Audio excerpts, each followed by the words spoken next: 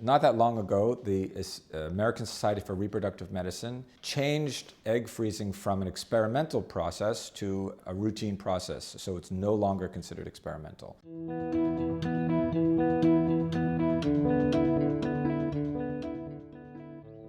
This offers people the opportunity to preserve their fertility at the age that they are when you obtain the eggs. So whether they're 20 years old, 30 years old, or 40 years old, that egg, once obtained and placed into the freezer, will remain that age. So if she freezes her eggs at 30 and she decides to have a child at 35, the probability of success is based on her age at 30.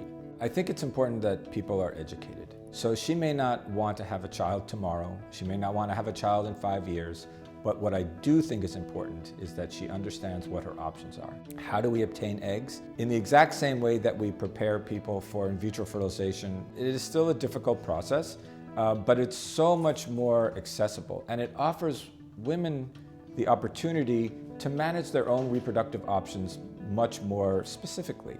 She can get her eggs in a couple of weeks and leave them frozen until she decides that she wants to thaw them. She could fertilize them with sperm and freeze the embryos. She could do both. She could do it multiple times.